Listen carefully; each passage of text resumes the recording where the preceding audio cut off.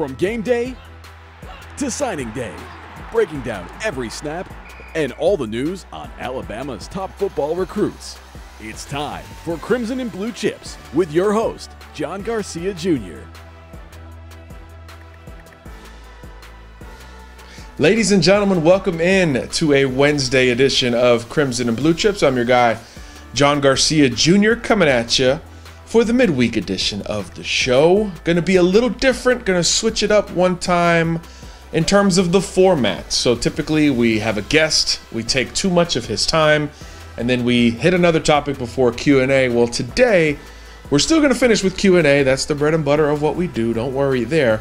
We're going to go a little bit more rapid fire. Producer Kev going to get hot on that mic, and we're going to do a little bit of back and forth on various Alabama football topics, from the team to recruiting, camp, position battles, the NFL, a little sprinkle of that one in there for you, for those looking to keep up with former Crimson Tiders. So a little bit of everything midweek. We figured it was a good time to kind of start over, lay the foundation for what could be a more fluid show midweek, as opposed to the Monday, Friday shows that really have to be a little more segmented because of the football season being here. Friday, previewing big recruiting weekends, previewing big games. Monday, recapping those big weekends, including the game. So we're kind of stuck there to some degree. But Wednesday, that's kind of our day to be flexible. So today, we're going to go topic to topic. We won't sacrifice depth in those discussion points, but we are going to keep it moving more so maybe than we typically do. But again, Q&A, as always, will take us home. Strap in, ladies and gentlemen, the Wednesday edition of CABC coming at you. So we're switching it up a little bit today. As you can see, we're going to go topic to topic, and the one I want to kick off with is one that we touched on a little bit on Monday with the great Kirk McNair on the show, the outside linebackers at Alabama. I think it's good to focus on one group. We talk about so many battles going on at one time that we really don't spend enough time at times on one. So let's spend time on the outside linebackers. Obviously, it's timely. There's been injuries there, starting with Terrell Lewis early on, and now Christopher Allen out for the season. So guys got to step up. Other guys might have to play more.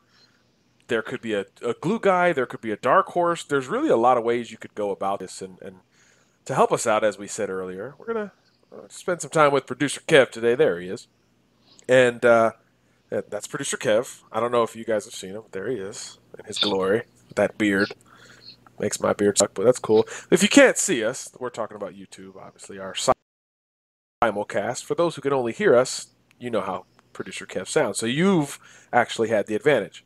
But talking about outside linebackers, Kev, a lot of ways to look at it, right? I know you've watched some tape recently on these guys. Christian Miller, Anthony Jennings, those are the staples, right? But what makes them special? What do you like about them? I've probably talked ad nauseum about them over the last 4 years, but what are elements you see kind of with a fresh look at those guys? Yeah, for Christian Miller, I mean, just the experience that he brings to that group is get off the ball. I was watching the spring game highlights, and if the quarterbacks would have been live, he would have had, I think 3, maybe 4 sacks in the spring game. He's got well polished moves as far as like his club and rip's really good. He works well with that post hand, gets to the football, and then he also can drop back into coverage as well. Yeah, and he's been around, right? So he's come a long way. I remember scouting him once in Columbia, South Carolina, where he's from. I was probably hanging out with you beforehand in North Carolina at the time. But he was just a long and lean kid coming off the edge, just kind of screaming off the edge and getting by on athleticism. So really cool to see him kind of polish up, mature a ton, and get more physical as well. He's filled out, and obviously him and Jennings, where they share a common thread, not only is with experience. They've gone through injuries. They've gone through guys ahead of them on the depth chart. They've persevered. They've really kind of been as battle-tested as you can, have played big in big games, have pushed through things, and have been fairly consistent when healthy. So obviously their health this year paramount in the success of this position group, of course, with the Jack and Sam linebacker spots. there. Anthony Jennings, kind of a different guy in high school, looking back to his days as a Dadeville Tiger, right outside of Auburn, by the way. Tight end, defensive end, linebacker, wide receiver. He was kind of the Ben Davis, and we'll talk about him, I'm sure, kind of the Ben Davis of his high school. He was kind of playing everywhere. And you just saw something different when he rushed the passer. But with your fresh look at him at Alabama and in the last year, what do you notice about Anthony? Yeah, like you said, when he's rushing the pass, he's a different cat. He gets after it, man. Just watching him. I watched a segment on the drills the other day. They were running with Tosh Lupoy. They were running pass rush drills, and I mean, they're giving that hard outside step, and they're making the move back inside with a club, and he just looked different than the rest of the group. Whether it's the power with the club and the speed of getting off the ball, he just looks completely different from the rest of the group. Yeah, I think it's a nice compare and contrast with these two. Yeah, they've been through a lot. They've been around a lot, but Miller kind of your classic longer, leaner speed guy, and then Jennings a little bit more power when he rushes the passer. Yeah. I feel like the bag definitely popped when he hit that thing. Right, yeah. So it's a nice group on the outside. It doesn't mean they're going to be first round draft picks, but for where Alabama is right now, I think that's a good group. And look, let's be honest. You have a good year if you're either one of these guys and you threaten double-digit sacks and you're consistent and you're healthy, you can easily ascend to that type of status. I think both guys will perform better than average at the combine, all those things. So obviously, Bama guys can get the benefit of the doubt. But really, Kev, and probably the reason people clicked on this pod today, other than our loyal people who click every day, and we thank you, is for the other guys, right? Now that Terrell Lewis is out, now that Christopher Allen is out, who else may contribute? Who else can contribute?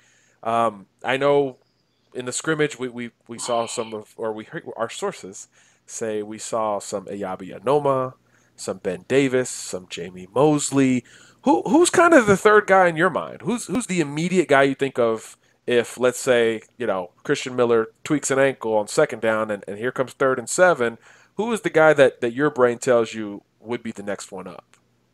I'm going to go with Ben Davis.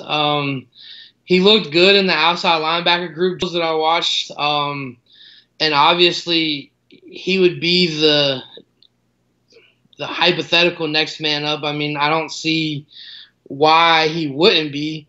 5-star coming out of high school.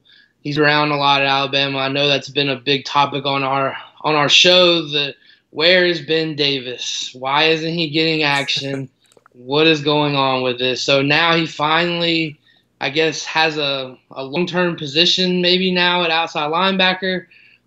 So my first man off would probably be Ben Davis, followed by Anoma, because watching his highlights from Under Armour and all that stuff, and even looking at him early in camp, I mean, from what we've heard from sources, that he also is another cat that just looks different. He's just different. I think compared to everybody, he's built different by himself. Everyone else is over here athletically, and he's in his own that group. Kid's only played 2 years of high school football is scary. Insane to think about. Like, what if he would have played 4 years of high school football? Where would he be at football skill wise? Because that's the big thing on him is he hasn't played the game long, so he's still raw. He's still all these things, but I mean, you can't deny what he looks like coming off the edge there. Yeah, only a matter of time before he puts it all together. But hey, if you've got a great trick, if you've got a great strength, an elite trait, you can be used. That's the beauty of it. We talked about it Monday in terms of like starters versus second team versus third team. Define that on defense, almost a moot point. Yeah, Obviously, you want to be the first guy, but you can be rotational, and then in the pass rusher's case, and the same thing goes for cover guys and big guys on the goal line, you can be situational. So, like you said, would it shock anybody if going into half, Louisville's got the ball, September 1st, and it's clearly a passing scenario, clock management, all of that. And Ayabi Anoma's out there on third down. I mean, that surprised Pass anybody. rush, no, nah, Yeah, not yeah, at and I all. think a lot of talk has gone on with how Nick Saban has adjusted in terms of personnel, in terms of dealing with substitutions and all of these things on defense. But I think his ability to kind of let guys do what they do best has maybe been undervalued, and that's hard to say because everything Nick does is under a microscope and blown up, hyped up, or however you want to call it. But I think his ability to just let guys be who they are in those critical moments has really helped Alabama flourish. I think of Reuben Foster blitzing A gap. I think of Rashaan Evans lining up on the edge like he did in high school. I think of guys flexing out. I think of Tony Brown playing inside in the secondary. I mean, I just think he has shown an ability when Bama needs it to let guys do what they do, and I think Anoma will be that kind of shining example Yeah. in 2018 and certainly beyond. A guy who I want your opinion of is the forgotten man in this whole deal. Mr. Mosley. Jamie Mosley. We all remember Big Bro. Yep. CJ. Jamie's taller, by the way, maybe legitimately taller, like an inch and a half, 2 inches. Was always the lean kid coming out of Theodore High School, but has filled out pretty nicely. He looks Good. He looks good. He looks really good on the hoof. He's been around. He's a respected guy. This isn't a charity case. Oh, well, CJ was his big brother. He's one of the greatest in Alabama history. This isn't that. He's earned his place on the roster. How important, how vital is it to have a guy like that who that, yeah, he's not as freaky as Anoma. He probably doesn't have as much balance and versatility as Davis, and he obviously doesn't have the experience and leadership of Miller and Jennings. But how important is it to have a guy who is good enough, suitable enough to plug and play if it comes down to that? I mean, I think it's critical because you never know what's going to happen, especially in the SEC. I mean, look, they've already lost 2 outside linebackers for the year, and we're not even to September 1 yet. So to have that guy that can be there and can just step in, I mean, I think it's critical for a team. Yeah, and again, he's got some experience. It's not like he's fresh off the bench, no experience, just a name on the back of his jersey. And he's shown some too. He's played in some pretty big games, if memory serves. So he looked good in the drill session that I watched earlier today. He looked real good. Yeah, he knows the deal there. I had a DB coach my freshman year at Averett, and you're repping the real AU, folks. The real AU, if for those who can't see the simulcast, that's Averett University, not the one that you're thinking of. No Auburn here. Wouldn't do that to you guys. I had a DB coach who told me something, and he told me a lot of things I never heard, but he played the NFL. He played, he's been all around NFL Europe back in the day. He told me to cheat the drill, and I remember the first few days I'm like, what? Because every other coach says what? Finish the drill, do the drill completely, through the line. Through the line. This man, so I'm not gonna name drop him.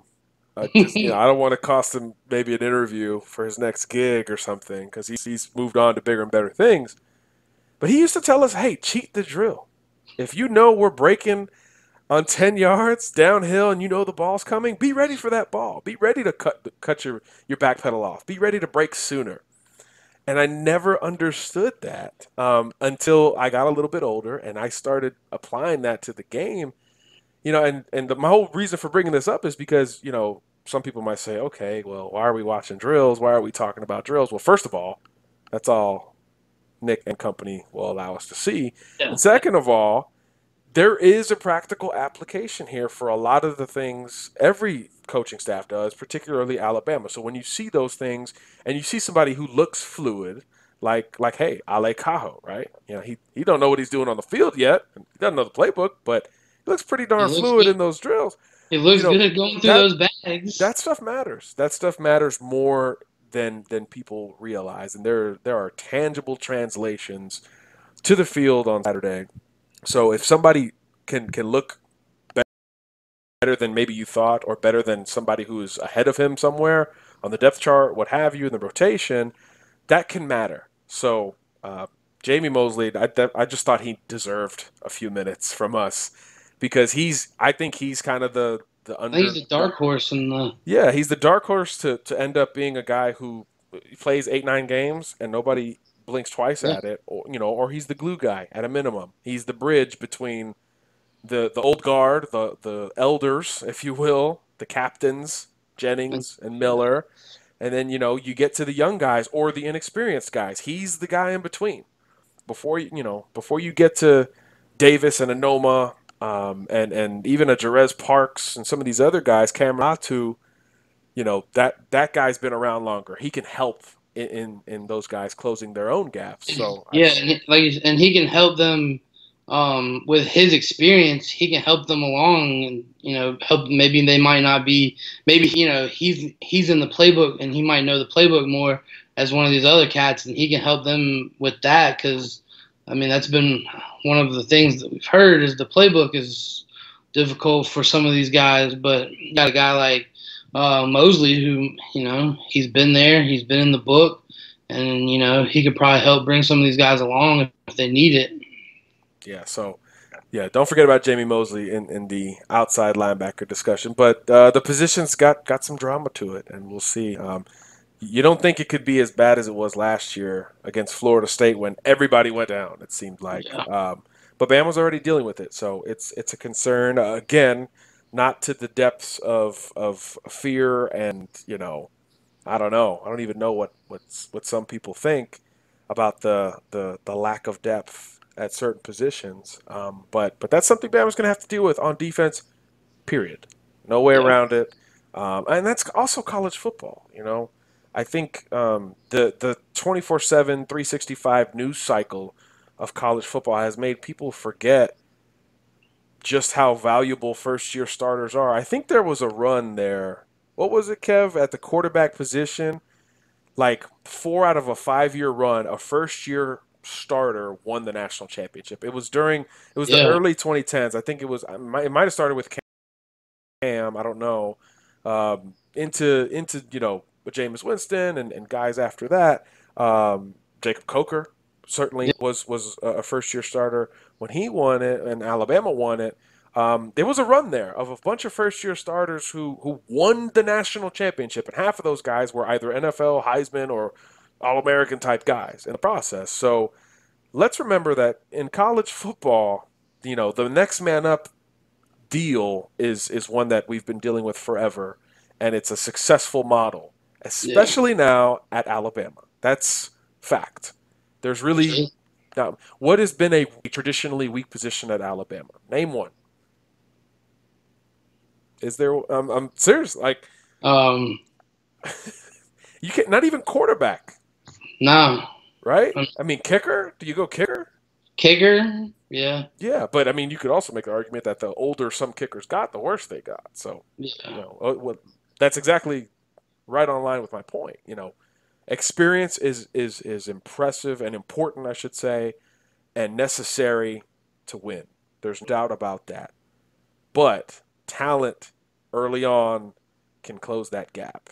And once you get a couple games under your belt, you can go from there. And again, there are bodies, there's rotation, and Nick, as we talked about, will let guys do what they do along the way. So the inexperience thing, the lack of depth via experience thing, I will stand by is a little overblown. There's reason to concern. There's reason to take a second thought about it, but I don't think it's anywhere near panic phase just yet. And I don't know how many Bama fans are there yet, but you're good. Don't go there yet. Now, a couple more guys go down in certain positions, fine, but I don't think now is that time. And I've actually been surprised at how much theoretical panic has kind of been out there. But anyway, we just wanted to spend some time on the OLBs, new names, new positions, things like that. So hopefully that was beneficial for you. And good to talk it out, because we forget, we haven't mentioned Jamie Mosley enough. That's really bothering me the more that this podcast rolls on. But I think he'll be a factor before all is said and done. And yeah, everyone's waiting on Mr. Anoma. let's move on to another position. We try to keep the pace pretty consistent today. Let's switch it up, Kev. Where do you want to go next? You want to talk about top performers in the NFL preseason from Bama? Let's go. We talked about some former Bama players and quarterbacks and everybody else. So what about the preseason? I think there's been a strong Crimson influence. It seems like every time you're watching a game or a rerun or even just highlights of a preseason game. What do we got? Yeah, so my offensive players, kind of I guess one of the big surprises is Cam Sims. He's actually fourth in the NFL in receiving yards right now. I mean, I know it's only preseason. He has 5 catches for 131 yards. And then Calvin Ridley has got 4 catches for 47 and a touchdown. Some good news as far as on the offensive side for the one lone Alabama quarterback is that A.J. McCarron has not broken his collarbone, and he's supposed to be day-to-day. He's supposed to be practicing through the soreness and stuff like that. And then some of the other guys, like the Kenyon Drakes and the T.J. Yeldons and the Mark Ingrams, obviously, they're not getting a whole lot of carries right now.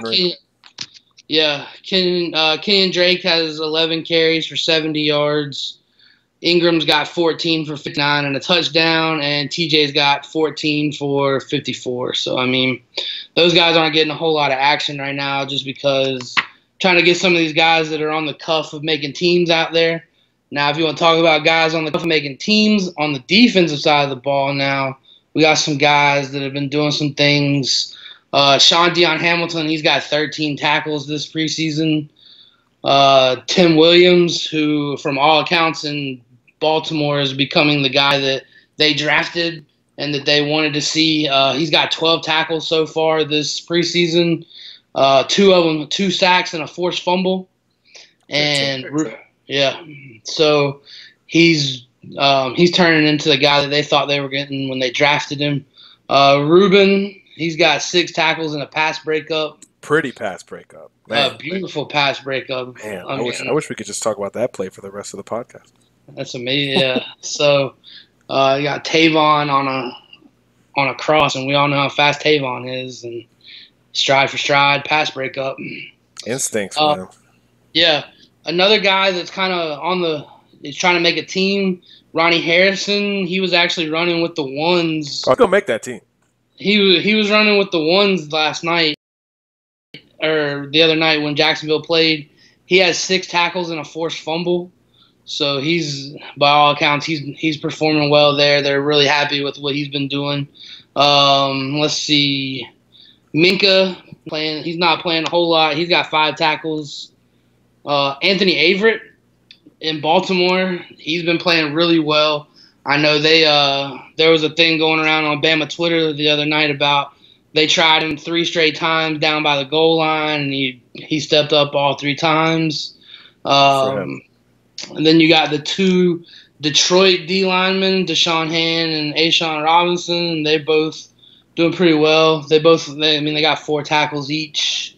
And there's so many Bama players. I didn't even look them all up, but I mean, the ones that I found already are it's incredible. Yeah. And then out of Chargers camp, I've been hearing nothing but good things about Tony Brown. They're really impressed with what he's been doing, and I can't say that I'm surprised there. I still can't believe Tony Brown went undrafted. Seriously. So, yeah. That's kind of my brief rundown on how these guys are doing so far. I think the 2 that I was really worried about was the Tony Brown and the Ronnie Harrison, but I think both of them are going to make those teams. Yeah, I mean, Harrison, my gosh, Jacksonville's got such a stacked secondary that you don't, when they drafted him, it was like, another DB? Okay.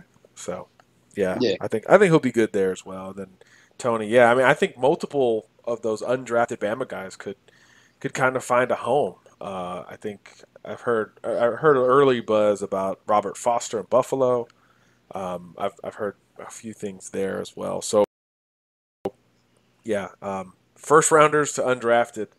Bama's still making moves. And how about Cam Sims when he was asked about it? Hey, did Nick Saban not use you enough? Did Alabama not use you enough? And he went straight to the ring argument, man. It was like a Saban doesn't Jordan make LeBron mistakes. conversation. Like, wait, how many rings? Oh, okay, Yeah, we good.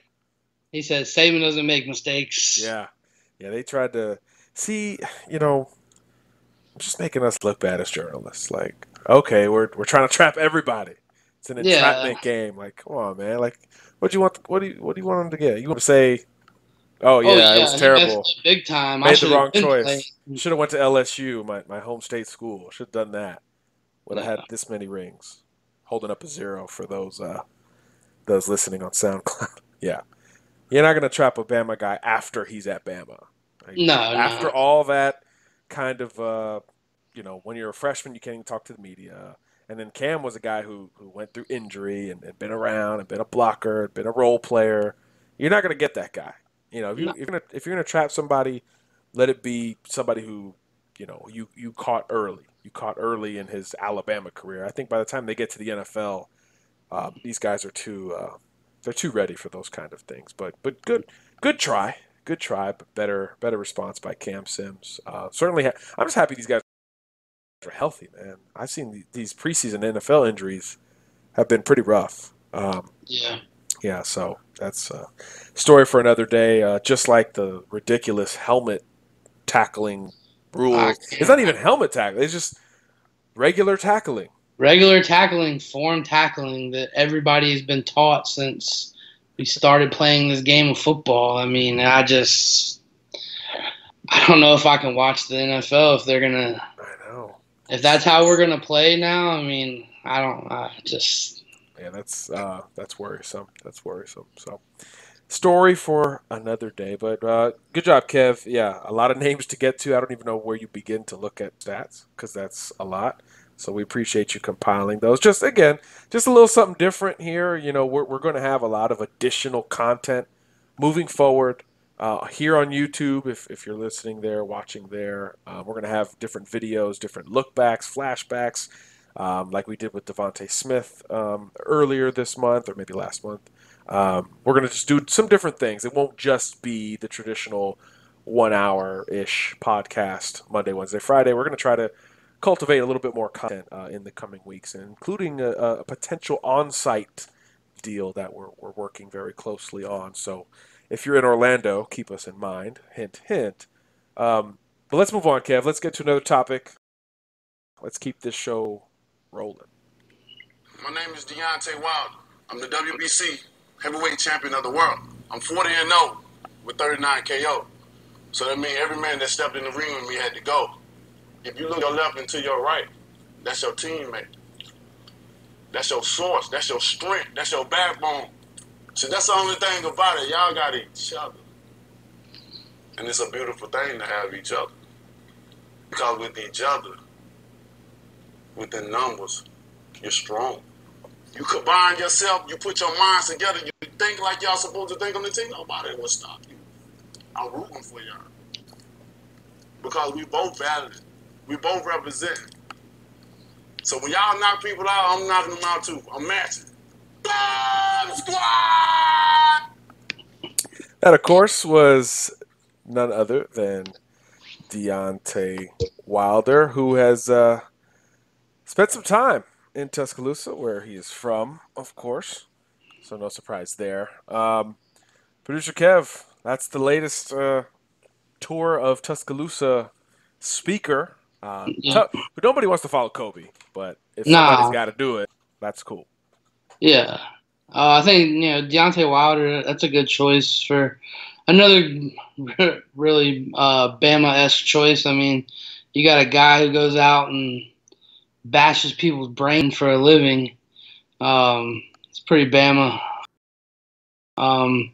He's 40-0. He's got 39 knockouts, and he's from Tuscaloosa. So I mean, you can't really go wrong bringing him in to talk to your guys, get them pumped up. I mean, you got a hometown guy who's gotten out of Tuscaloosa, and he's a WBC heavyweight champ. I mean, especially for nowadays, the heavyweight champ. That's the big thing nowadays because there's not too many of those around anymore. A lot of the light guys they put the small guys on TV nowadays instead of the big guys, which I mean, that's a shame. There's nothing wrong with that, but I see where you're going with it.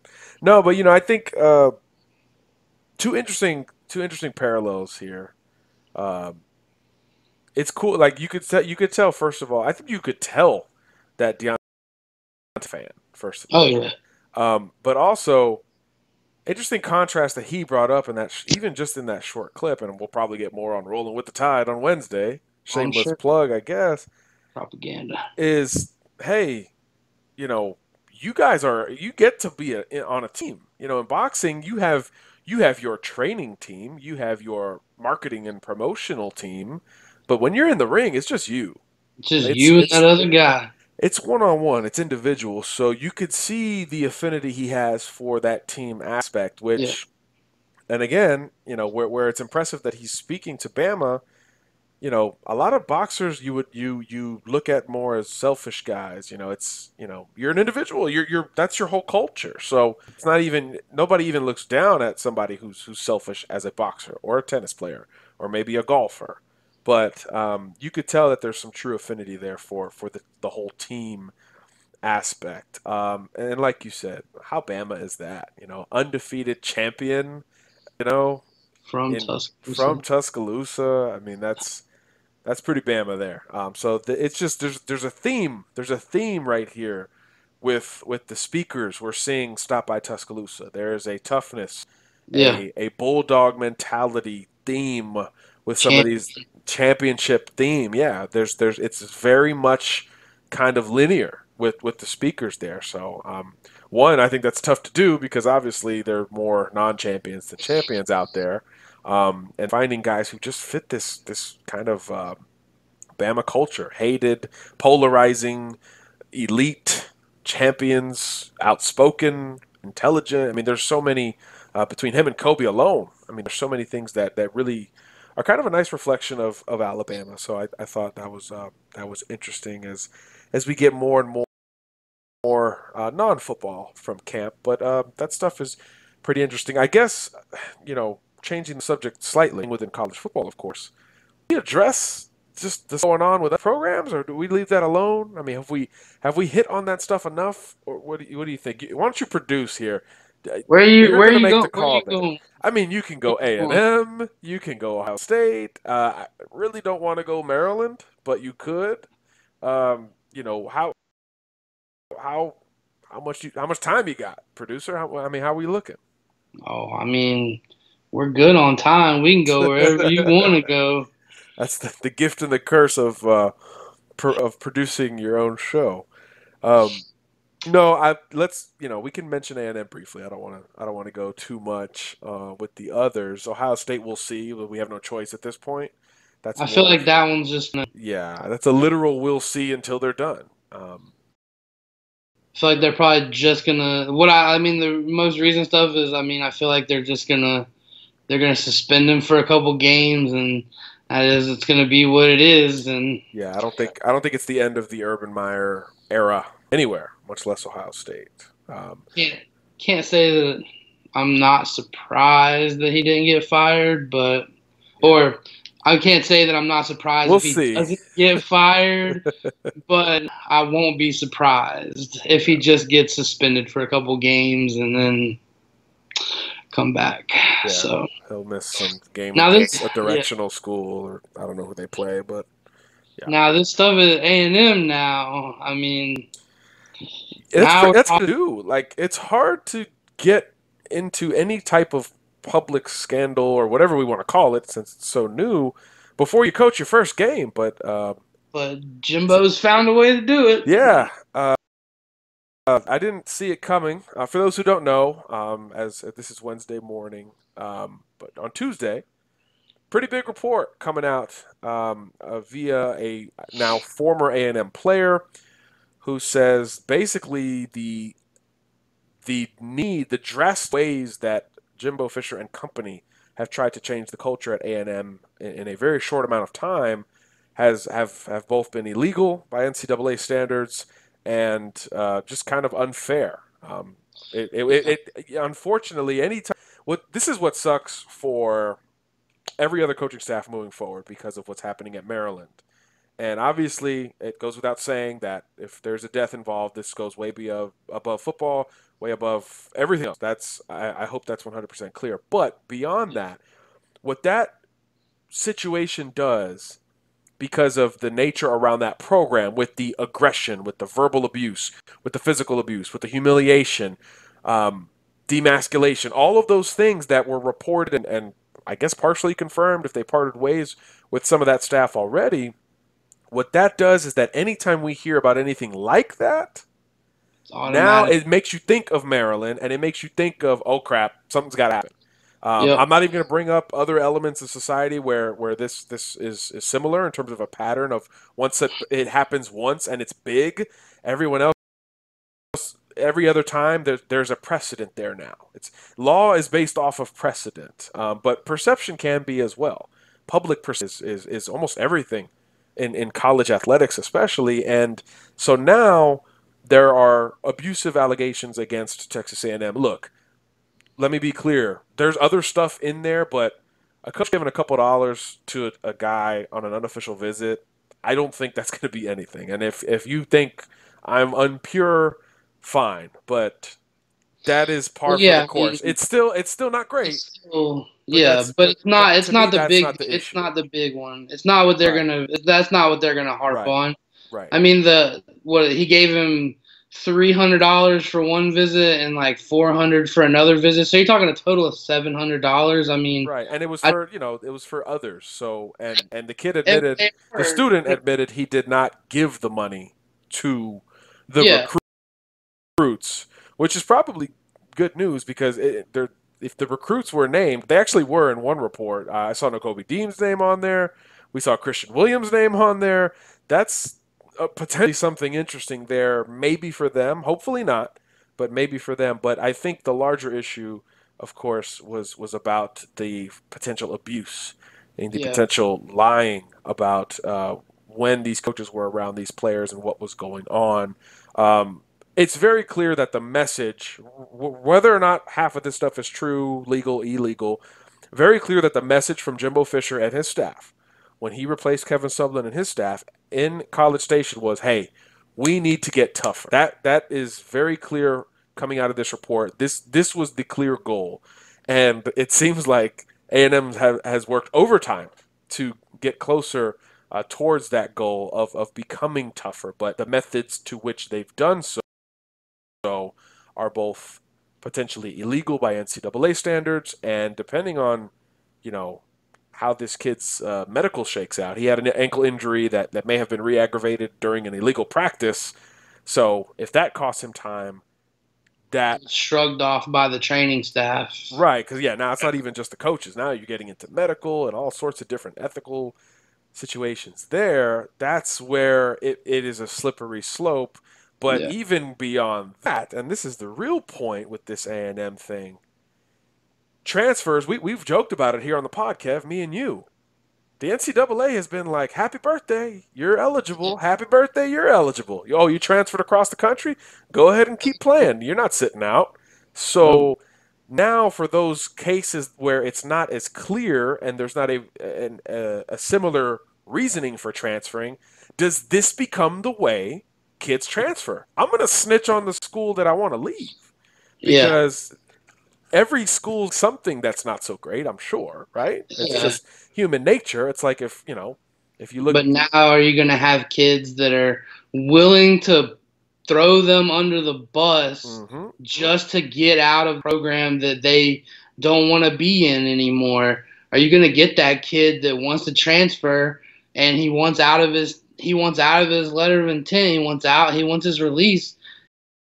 Is he going to say, "Oh, we've been mistreated by the coaching staff, so I need my release"? Like, is that really where we're going now? That's where it's scary to me, because that's where it's like a political situation now. Like it's not football. Now you're talking about like kids kids potentially messing with people's careers in order to get releases. Whether if they're bringing up true things, and that's they need to. But if you got a kid that's bringing up stuff just because he wants a release, that's when you gotta. That's slippery. Sliding down a slippery slope. Yeah, and then not only the kids who actually are willing to kind of snitch on the school that gave you an education, or at least partial education. Now the threat of something like that, I think, changes how you go about it as coaches.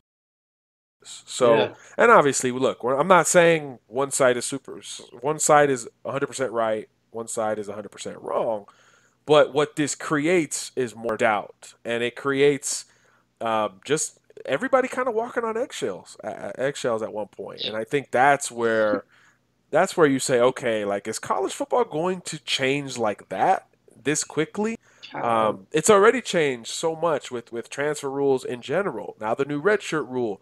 I mean, kids are going to be moving around more than ever. It's going to happen. Now the kids are going to feel empowered in a different way, to where it's like you can take down a program, a process, if it doesn't go your way. So guess what? Now the threat of that may influence a kid to be a little bit more bold in where he wants to go.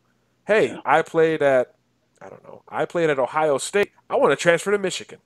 Yeah. And the threat of him saying something that maybe you don't want out there, you're going to grant release. You say, you know what? No restrictions on your release, Mr. Johnson, or whatever. Yeah. Go ahead and play. We'll play against you next year, I guess.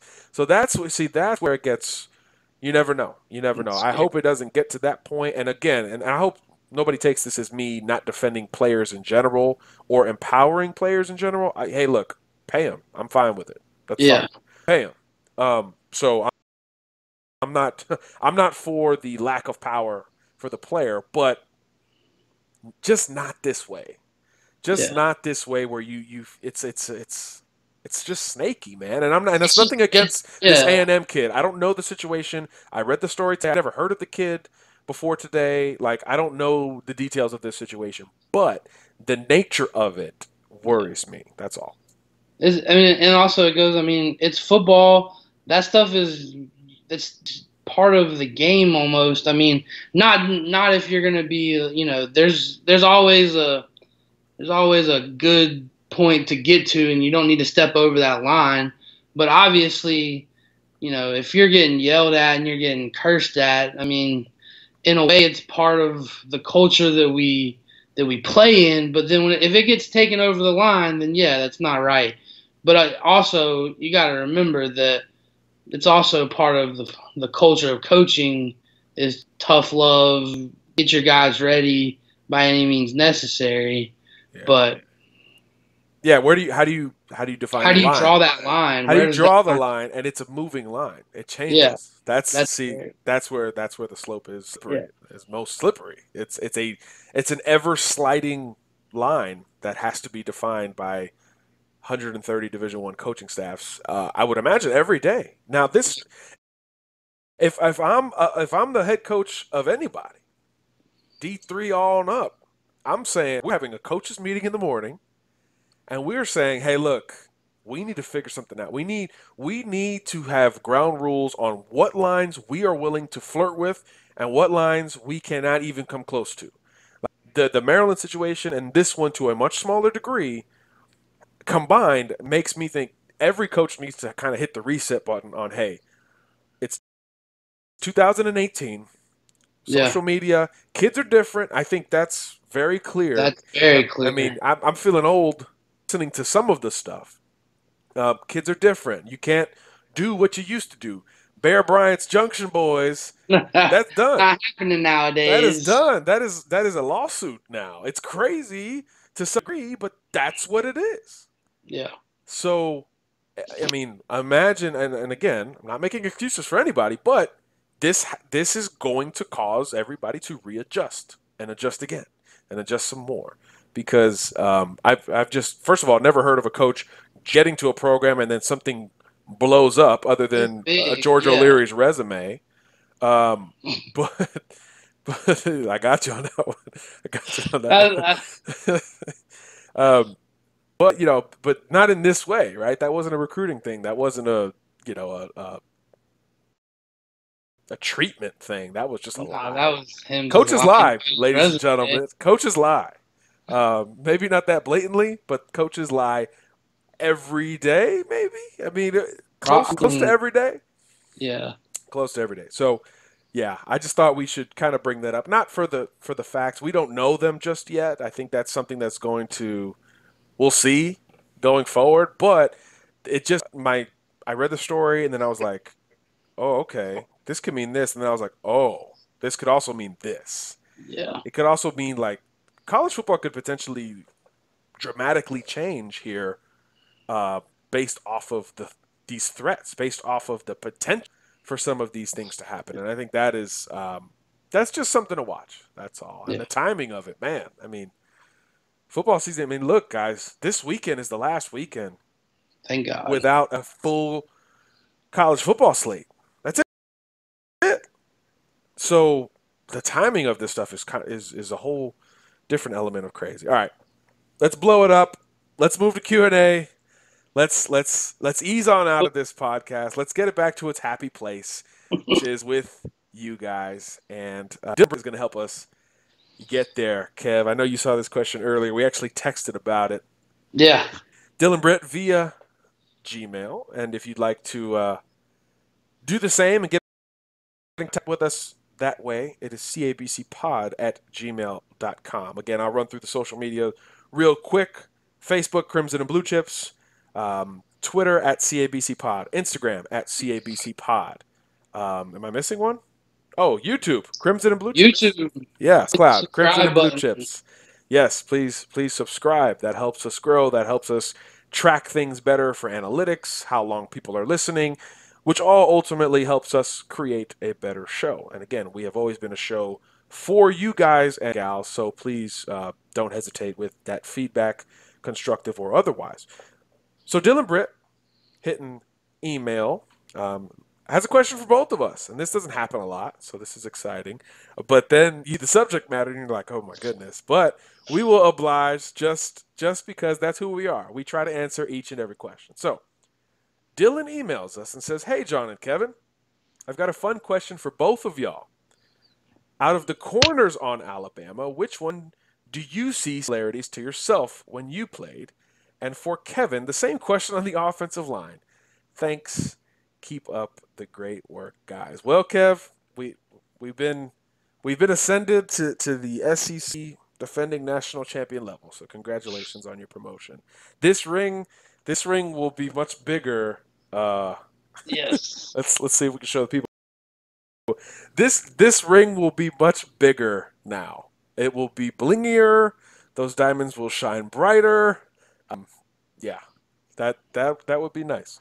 All right, Kev, I'll let you go first here because I honestly don't have any idea, so I have to think about it. Oh man, I like to think of myself as Alex Leatherwood, just a big mauler, but he went straight to the top. Let me pick a 5-star guy.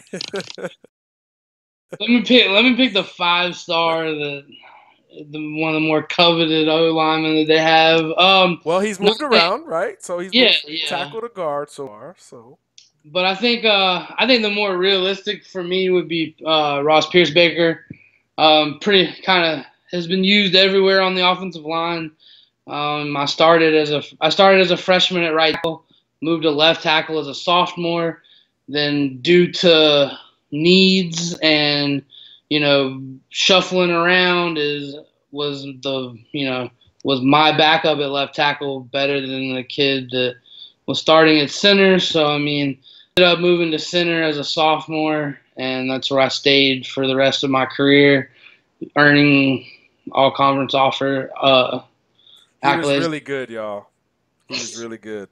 Trust me. Really good. So I would have to say Pierce-Baker would be my Alabama O-line comparison. So we're going current roster, right? Well, I mean, if you want to go, Well, no, he other said than that, I mean, current. I'll go Barrett. I'll go Barrett Jones. Okay, so one of each here. I mean, people Yeah, are just. if we're gonna go all-time roster, I'll go Barrett Jones because another one that he moved around all on the offensive line and is one of my favorite Alabama O-line moments ever Oh, I when know where you're going. he slapped him in the face in the middle of the huddle. That's one of my favorite. That was a national championship game, right? AJ McCarron caught that 7-5 to the dome. Yeah, he got it. He got in Barrett Jones' face, and Barrett Jones slapped him in the face mask. I was watching that, and I was just like, I was like, I would do the same exact thing to one of my quarterbacks if he got in my face like that. Yeah, that was different, to say the least. Well, I get doing one current and one past member. I too, like Kevin, moved around a little bit.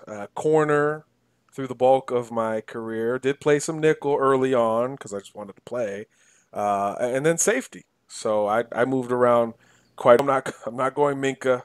Sorry guys, not going He was Minka. also a very good player. Don't let him Thank bull you. crap around that end. Like, Yeah, well, okay, but I wasn't the Minka Fitzpatrick of no, our league. no. All right, current Bama corner. This is I don't know, man. I'll go Shaheem Carter. You know, I think he's a good athlete. He's not the greatest athlete. He's very technical. He can be physical. He can move around. He can be relied on. He seems pretty mature. I was a team captain. So I'll go Shaheem Carter. I think he's kind of a glue guy who, you know, he's going to be your first guy you trot out there if you're doing joint practices like the NFL does to go cover the other team's best guy. But on 3rd and 6, you trust him. Yeah. And I think that's kind of who I was. And then if you go all-time Bama corners, that's a long history. That's a long history. I'll actually go with more of a safety and a guy who's kind of in the news, Rashad Johnson. You know, he's one who, again, not the most athletic cat. I'm really painting myself as a stereotypical like white lineman or receiver, where they just say, man, He's a gym rat. He just did what he had to do. He was tough. He overcame. No, Yeah, athletic. yeah, deceptive speed. What is that? Anyway, you'll never hear a scout say deceptive speed. That doesn't make sense.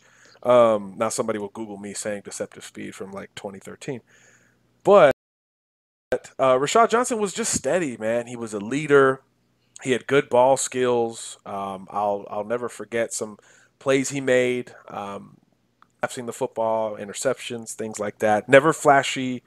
Was never a great one-on-one guy, but man, you put him back there, he did good things, and it surprised some that, you know, he became an NFL guy because of it. I think I have this conversation with DBs all the time. I was actually talking to Antonio Langham, the former Bama great, who was definitely not be a guy I picked for me, and we were talking about it. We were talking about guys who knew technique, knew the game, had good instincts versus just that raw athlete, man. And even Antonio Langham was like, man, just give me 4 guys who know what they're doing. You know, even a guy who was a great technician and a great athlete and an NFL guy, even he was like, just give me the guy who knows what he's doing. And I think in the Saban era at Alabama, I think Rashad Johnson was that guy for me, who I just thought was just reliable for the Tide. Again, not flashy, not a first-round pick, but just a reliable guy back safety. So I'd say early in my career, maybe Shaheem Carter, and then I evolved, I guess, into a Rashad Johnson. So, yeah. As people just turn off this podcast, like, these dudes are talking about themselves. Look, these are the questions we get, right? Right? So, yeah, that's where that was. All right, so let's move to Twitter as we scroll down for some more questions, and we see Kevin's memes from CABC Pod with the DJ Khaled. I actually wanted to bring up this wasn't but Raphael Monroy tweeted a picture of the O-line, and the O-line as we expect it on September 1st. It's they're all sitting on the bench. It is Jonah Williams, Lester Cotton, Ross Piercebaker, Alex Leatherwood, and Jedrick Wills. And Raphael just tweeted it at us because they keep us in the loop And it says, great picture, lots of great talent. But here's the question. All possible first rounders. That's tough, right? That's that's a tough. lot. That's a lot. Obviously, there's different drafts here. So, Jonah Williams, in theory, Jonah Williams and Ross Pierschbaker and maybe Lester Cotton will all be in this draft. So, first of all, 3 first rounders from the same line in one draft, pretty much impossible. But Leatherwood and Wills, in some capacity, will be in a different draft, either next year together or one next year, one the following year. We can't predict the future there. But they can't all be first rounders, right? No, I don't think so. They're all really good, but to call them all first rounders, though, I mean, I don't know about that. Yeah, it's possible, but not probable. Yeah, it's definitely possible, but yeah, I think you might get 2, maybe a third out of the group. Let me see who I think you're guessing. You're saying Jonah Williams. I mean, that's one. That's the easiest. And you're probably going Leatherwood 2, and maybe Wills. Is that where your head's at? Yep. Yeah. Yeah, that's kind of where mine is too. All right, let's do this. Let's rank them in order of likelihood of the first round. All right, so Jonah Williams number 1. Are you good there? Yep. All right, who do you go to, Leatherwood or Wills? Leatherwood, yeah, guard, tackle possibilities, but like Wills too. But so they're 2, 3, and then I'd go Pierschbacher, Cotton. Are you in agreement there? After Wills, Pierschbacher, Cotton. Yeah. Yeah. Yeah, I think Lester is a pure guard. I think he is a phone booth guard, which is a bad thing, but compared to every other guy on this list or in this picture, can do multiple. All those guys have played at least 2 positions, legitimately. Yeah. So that's a little tough on Lester there, and centers are so valuable. So I think Pierschbacher, probably if he was starting at left guard versus center this year, I would say he probably, if all goes well, he probably helped himself, certainly financially, but I think in the draft order, I think he was probably, I don't know, 3rd, 4th, 5th round guy as a guard, as a center. Yeah. I mean, if he has the year a lot of people think he's going to have, he could be a 2nd, 3rd round guy for sure, instead of a guy who maybe could be a back end of the draft guy. So I think he it was definitely a good move for everybody involved. Bama needed a center, and obviously I'm assuming he wants to play in the NFL. So good question there, Raphael, and we appreciate the feedback there as well. This one's not really a question, but JB Town 321 replying to a tweet we put out about Antonio Alfano. Oh no, I'm sorry, a tweet we put out about 5 stars Evan Neal and Trey Sanders. He just said, dang, Alabama already has enough players. Like, dang, man. Let's see other teams get some of the action, too. Besides, Alabama does not produce good running backs in the NFL. Defensive players, yes, but not running backs. I think this is a Florida Gators fan, I would assume, or Florida State, or somewhere else where Trey Sanders is considering, because they're negatively trying to pitch Bama. Yeah. Okay. Yes, the running backs have not been great. This is a sidebar question. But you've had a couple. Sidebar question. Do Alabama fans consider Alvin Kamara a back? Probably not. Probably not. I mean, he signed with them. Was there a year. But I mean, are we really going to say Alvin Kamara is a Tennessee back? I mean, he spent the same amount of time at Alabama as Tennessee and Hutchinson Community College. So, is it just where your last place before the NFL is? I think, unfortunately, yeah. I mean, NC State fans claim Russell Wilson like it's nobody's business. That's true as well. I mean, how are we doing this thing? So, a little different situation. We'll poll it. Yeah, I would imagine they would say no, but as good as he's been already, if he continues to play at that level, I think a little bit more yeses. We need to ask this question in 2018 and then again in 2025. Remind me, in 2025. 2025, Alvin Kamara poll. Yes, thanks. Set a reminder there. It'll probably be some like touch screen that we don't have to. Anyway, I'll tell Siri. I was thinking of Iron Man, just like some kind of touch screen that. Touchscreen, weird stuff that he's got going on. Yeah, he's doing some things. Okay, Rafael Monroy again with something different on Twitter. Again at CABC Pod if you'd like to join the conversation. Hope all is well. You'd once said that Bama, man, these personal questions. I mean, I appreciate you guys listening. I really do. But I, for the first time listener out there, I don't think our retention rate is going to be after this podcast. But the question says, you had once said that Bama is not your favorite team. Who is Mr. Garcia rooting for on Saturdays? What about on Sundays? And how can the CABC Army turn you into a diehard fan like us? Roll Tide Roll from Long Island, New York. 3 elephant emojis for those not on the simulcast there. The fact that we have an army. Yes, if we have an army, then wow, thank you. That is not something we anticipated. We do have a very loyal listener group, and to each and every one of you, and you know who you are, we really do appreciate you. No, Bama's not my favorite team. Bama's my favorite team, but once you, how do I say this? Once you start playing, first of all, and once you become an adult, second of all of that in this industry goes out of the window.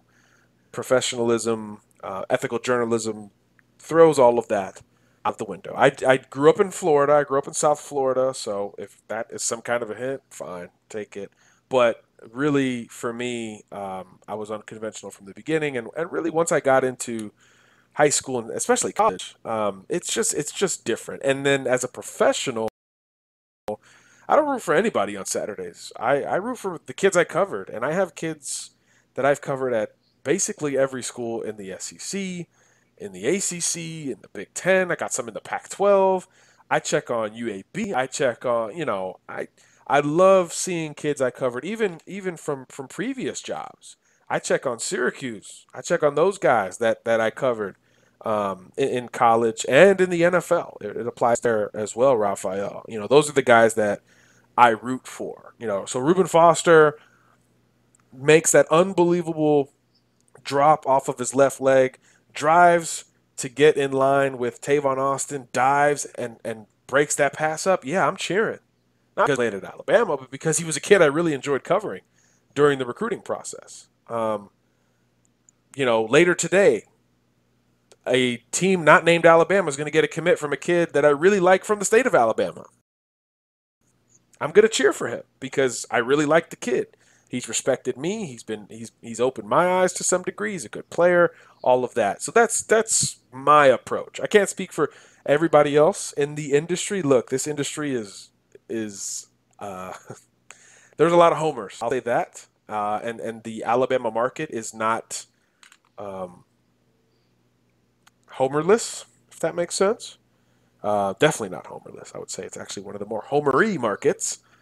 But me, look, man, I got two journalism degrees, I should say, and I've covered, I don't know, thousands of kids by now. I root for them. So a lot of them are on Alabama though. So yes, I was watching Alabama games even if it was not for this great podcast.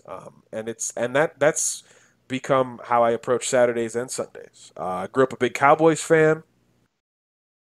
I was a little running back, like a guy named Emmitt Smith, who wasn't big, fast, or strong. So I resonated with him, and that also has to do with the parallel of the college team that I grew up rooting for. Not Emmitt, but that style. Well, it wasn't the Gators, if that makes sense. That spells it out. But like I said, once you get into the profession or even think about the profession, that stuff truly does begin to subside. So that's where I stand with that one. And then kind of a fun one to wrap up with as we do our first full producer Kev alongside show. Coming via Facebook, another way you can connect with us. Cameron Timothy, I should say. We were talking about fights recently, and I hadn't even heard this yet. So Cam is giving me scoop. So Cameron, thank you.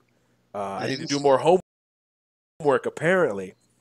But Cameron says, Yo, they heard you, bro. Ha ha ha. Looks like Big Mac and Irv Smith got into a little spat at practice. How about that? A little fight, Kev. How we feeling about it? How we feeling about a little fight? Can I get it on Rolling with the Tide, please? You will not, unless they did listen to us, you are not going to get that on Wednesday's show. Nope. Sorry. Can always hope, man. All right, so theoretical fight. Irv Smith versus Mac Wilson. Pretty similar in size. You got Irv is what? Probably about 6'3", 6'4", 240. Mac about 6'1.5", 6'2", 235. So this is fairly even match here. How do we think this let's play it out. Let's act it out. How did this happen, Kevin? I'm gonna assume Mac did something to piss him off. Straight to Mac. All right.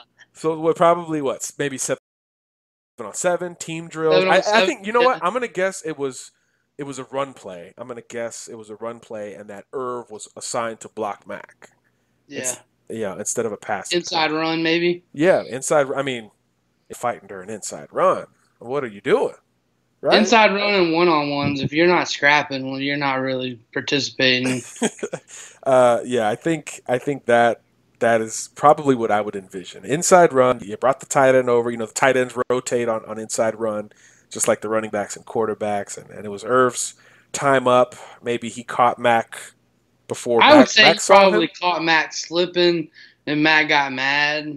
Maybe it was a seal block, and Mac was fast flowing, and Irv got maybe a little bit of a blindside hit. Maybe is that maybe I could see that, and then Mac did not like that. So like you said, Mac. So Irv might have initiated the play, but Mac started the fight. That's what you're. I'm gonna go with Mac initiated the whatever conflict it was, because that's just, I mean. Over under how long that fight theoretically lasted? 30 seconds. That's a good amount of time now. It's a good amount. 30 of time. Seconds under 30 seconds. Oh, under 30. Under 30. Because I would imagine that Saban doesn't take that very well. No, I don't think so. Especially from, I guess, is Irv Smith an upperclassman now? I think he is. Two upperclassmen. And your signal caller on defense, I mean. Yeah. I don't think that went over too well. Maybe some extra conditioning or something. Yeah, interesting. So yeah, Cam, thanks for the scoop. I'm gonna look into that. I'm gonna text some buddies in the 205 and see if they heard about that. I hadn't heard of it. It didn't come to me, but I'm now going to look for it because I live for that stuff. I need video. I need video evidence. I need video. Yeah, we need video of that. Come on, ESPN. Just do it. Just slide it in there. Slide it in there. 10 seconds. It's all I need. It's all I need. You know what's funny about football fights, and I promise you this podcast is ending for those who are just heading it. Guys who swing when other guys have helmets on. No, terrible. Mean, how is that what is that? I mean, I've been in some football fights, but I've never said I'm going to punch this helmet. Nah, I've been in plenty of them. You've been probably 70 times more than me. Yeah. Because, we had one at least once every couple of weeks in one-on-ones. Right. So. But, it's no punch. That's how you break your hand and end up in a cast. Don't punch. Yeah. That's, I'm not saying this happened. I don't have sources on this one yet, guys. So I don't know. But football fight, though, did you, when we talk about punching and helmets and all of that, if you watch the DeAndre Hopkins one where he gets in the fight with the 49ers DB. Oh, yeah. Watch Richard Sherman in the background. Richard Sherman starts walking towards the fight and then realizes he doesn't have his helmet on, throws his helmet, Go get your helmet on, and then dives into the pile. Don't go into battle without that helmet, and don't punch somebody who has one on. Now, if their helmet's on, just knock them out. Helmet's off. It's fair game. Yeah, helmet's off. That's what I meant. But, yeah, I never understood that. First of all, you're not hurting nobody with the helmet. And we played with Mike Tyson is not hurting anybody if they have a helmet on. We played with multiple kids, and I definitely won't name names, but we played with multiple kids that ended up in clubs because they punched helmets. Usually, I won't put him on blast, but I don't know. We'll played spare with him. Spare him. played multiple kids that ended up in clubs for punching. It's a natural instinct. Like if you're defensive, boom, your hands are up. But the next thought is, I'm on a football field. He has a helmet. He has a helmet. So just like rush him, and maybe pull his face mask. Just tackle him. Hey, Try to get the helmet off. Or yeah, either try to get the helmet off or try to get him to the ground, and then you go from there. Football fighting 101 with producer Kev. That's why you're on the show. That's why you make the big bucks. All right, let's put people out of their misery and wind this puppy down. All right, like I said, guys, Wednesdays are going to be a little bit more flexible in the future. So if you like this, cool, let us know. If you hate it, be nice about it, but you can let us know there too. But that'll do it for today's program. From my main man, producer Kev. Click subscribe. Yes, subscribe. I don't know where the button is on YouTube. I'm not that fancy yet. It's probably on this side, right? Yeah. Either there or down there. Yeah, it's around. It's red. You'll see it. Subscribe on YouTube. If you're listening on SoundCloud, please follow us there on SoundCloud. You'll get notifications in both. Yeah, man. It just know when we're popping off a new show. And again, for the YouTube subscribers, the incentive there is that there's going to be more than just the podcast. Stay tuned for that, ironing out the small details. But anyway, we'll wrap up. For producer Kev, I'm John Garcia. We will see you on Friday. God bless Garcia and Roberts. Out. You've been listening to Crimson and Blue Chips with John Garcia Jr. Be sure to listen in again Friday. Until then, keep up with all the news on Twitter at CABCPOD.